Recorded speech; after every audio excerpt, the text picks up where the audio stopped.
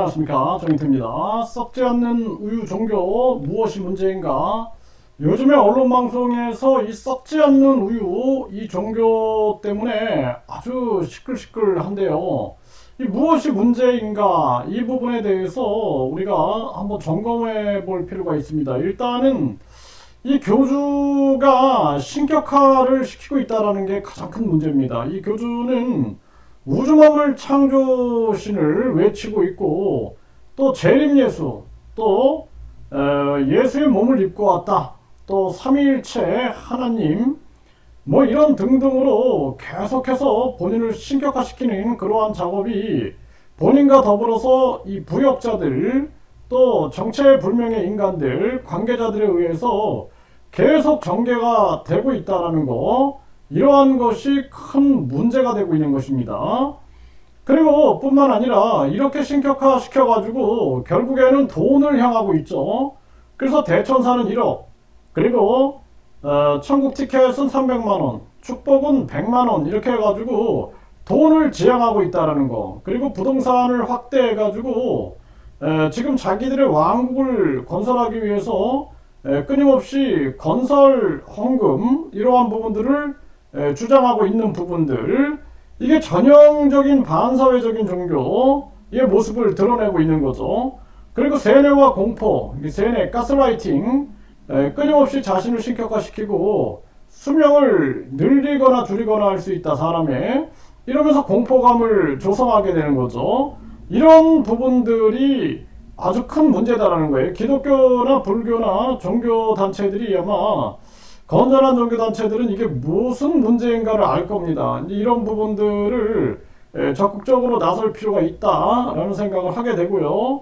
그리고 중요한 것은 지금 그 썩지 않는 우유라고 주장되는 그 우유를 마셨냐 안 마셨냐 뭐 이런 거 가지고 논란이 되고 있고, 또 입장이 왜 바뀌었냐 안 바뀌었냐 뭐 이런 부분들, 또 교주의 교주의 말이 계속 논란이 되고 있고 이런데요. 이 참 안타까운 부분은 대한민국 식약처가 유통기한이 지난 우유에 대해서 영원히 썩지 않는다, 1억 년, 뭐 몇억 년이 지나도 썩지 않는다, 몇천 년이 지나도 썩지 않는다, 그런 발언에 대해서 제재를 가해야 되는 것입니다.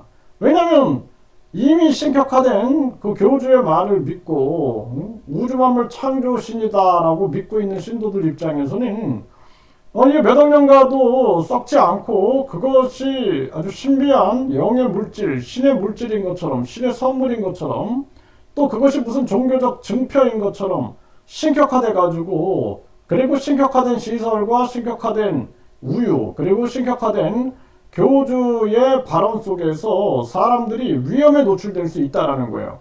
이거 식약처는 굉장히 큰 반성을 해야 됩니다.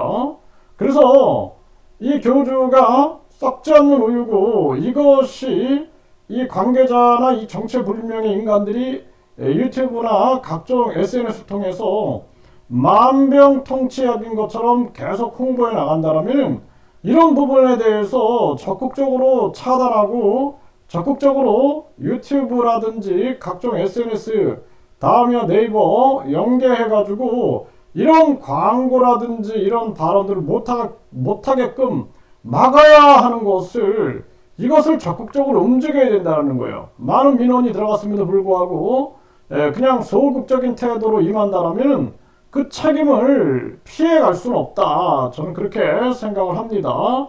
그래서 이 썩지 않는 이 우유에 대해서 이런 부분들이 문제점이고, 이 우유가 유통기한이 있는데도 불구하고 그 유통기한을 무시해버리고 영원히 썩지 않고 이것이 마치 만병통치약인 것처럼 홍보가 된다면, 이거는 엄청난 참사와 재앙이 전개될 수 있는 부분이 있다라는 거죠.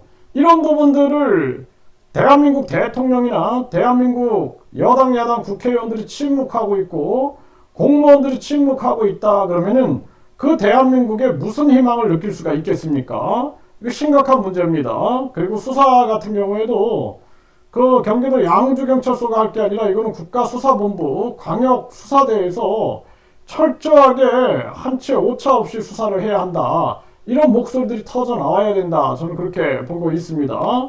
그리고 이 우유 같은 경우에는 상한 우유냐 안 상한 우유냐라는 부분에 대해서 이 YTN에서 보도한 바가 있어요.